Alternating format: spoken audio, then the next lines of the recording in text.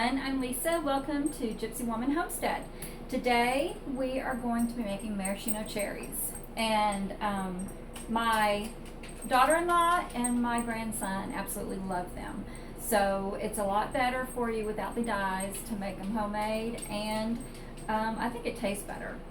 So first thing we're going to do is I have taken 3 cups of water and 3 cups, about 2.5 cups of sugar, with 2 cloves and a nutmeg.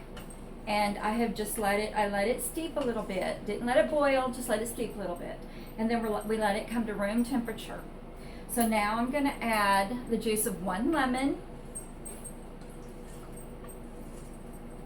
and a 1/4 teaspoon of pure vanilla.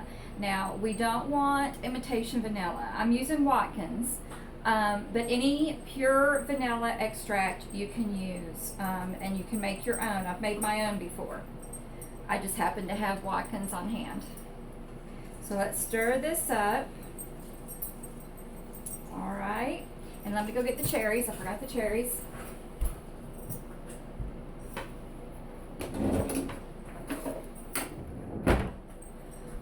All right, now I've already pitted the cherries. These are fresh cherries. They've already been washed and pitted. And I use this little instrument to pit it. So much easier. When my kids were little, I would do it all by hand, and there would be juice everywhere, and it would be a mess. And but this little thing is great. My grandson Tristan loves to play with this and do the cherries with me. I'll try to put a link down below for it. It may be a little bit because I'll have to get my son to help me do that because I'm not sure how to do that yet. So first thing we want to do, we have enough here to do about 3 pint jars. So we want to put pure almond extract. This is what gives it the really good taste, the maraschino cherry taste. So we're going to put 1/4 teaspoon in each jar. Whoop, that was a little over 1/4. There you go.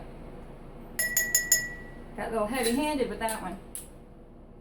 Then we're going to put, I forgot the cinnamon.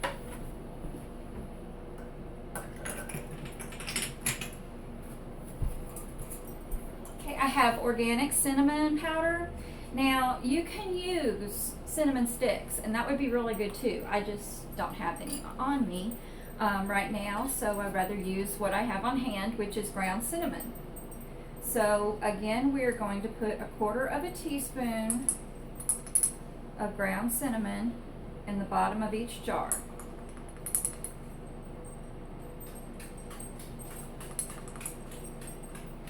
Okay. So we put in 1/4 teaspoon of almond extract and 1/4 teaspoon of cinnamon in each jar. And again, this recipe, those that know me.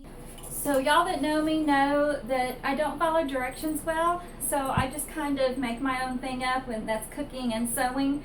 So I just put this recipe together. I thought it tasted really good, so this is what I did.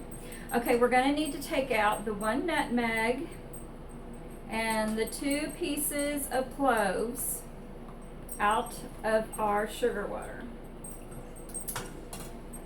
And we'll just sit this in my little container here. And then we're just going to take make sure everything's clean. They're going to be pressure canned, so don't worry about sterilizing the jars or the lids because they're going to be pressure canned. If we were water bathing, we would want to sterilize everything. But all I did was wash it really well in hot soapy water. Washed everything in hot soapy water. Make sure it was nice and clean. Make sure you have clean hands, because you just want everything to be clean. You don't want to take a chance of developing any kind of bacteria in here that shouldn't be. Whoop, had a wayward cherry. Tap it down a little bit. And we're going to do it until about, maybe about a 1/2 inch headspace, maybe. Yeah, do it to about a 1/2 inch headspace. And the reason it's really important to do headspace is because you don't want your liquid to be right up to the jar lid, because if you do, and then we pressure can, the pressure starts building up, it will start bubbling out, which means that there's a chance of not getting a good seal. You may get a false seal or no seal whatsoever. So we want to make sure that we have plenty of headspace.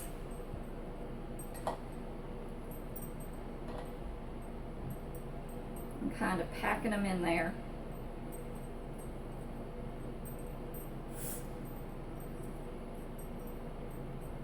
Okay. A few more to this. We should come out just about perfect with 3 pints.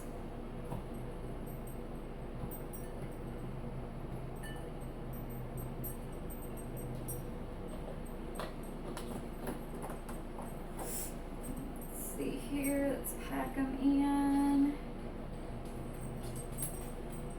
And we have about 3 here that I can snack on. So, let's get this out of the way. Now we're going to put our liquid in. And again, it is room temperature. So there's no problem with worrying about anything, any glass busting or anything like that. And again, let's make sure we have at least a 1/2 inch headspace. That looks good. And then we're also going to take, I usually take anything plastic or anything wooden, don't use anything metal, and kind of make sure you get all the air pockets out, because you don't want air staying in there. You want the fruit to be all in the liquid. And as you can see with this one, when I got some of the air pockets out,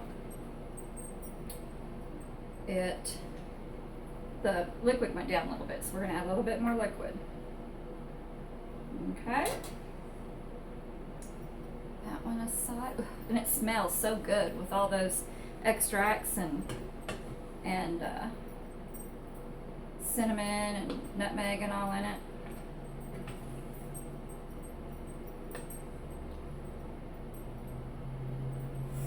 Okay.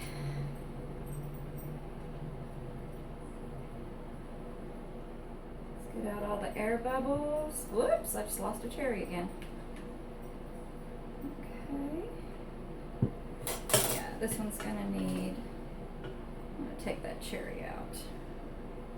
Make sure we have our 1/2 inch headspace. But yeah, the liquid went down. So let's put more liquid in there. And put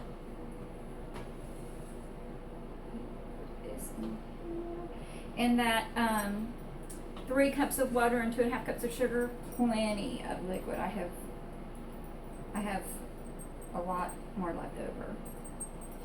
I hate to waste it. I'll have to find something to use for it. Maybe I've got some peaches. Maybe I could can some peaches in this. It would give it make it spicy peaches. I could do some of that. Okay.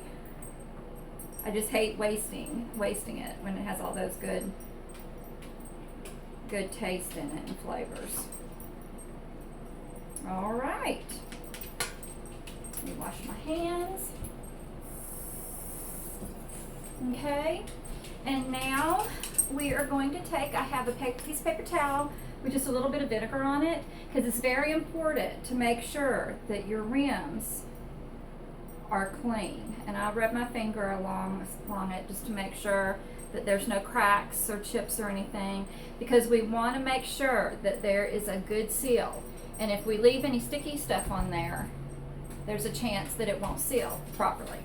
And if there's chips or cracks on it, that will also keep it from sealing properly. So we're just going to put our caps on, and again, just make sure they're washed very well in soapy hot water. No need to sterilize, because they're going in the pressure canner. And then just hand tighten. I think it's called finger tighten is what some people call it. And all that is just do it nice and tight, that you can, as much as you can with your hands. Now I'm going to be doing some other things, so because I'm also going to do the peaches. I'm going to get those peaches out of the freezer and thaw those out so I can use this. And then I'm also going to do some pineapple because I got a really good deal on pineapple. I got fresh pineapples for $1 a piece. So I'm going to do some pineapple too. So I'll do a pineapple in another video. But they all get pressure canned for 10 minutes on 5 pounds of pressure. So I will be doing all these at one time so that I will have a full canner. So I won't be wasting a canner on 3 jars. All right. And I hope this helps you, and maybe you'll try making maraschino cherries. And I know my daughter-in-law, my grandson will be happy. So come watch us again, visit us again. If you're not subscribed, please subscribe down below and hit the little bell, and you'll be notified every time I have a new video. And I love you guys. Bye, guys.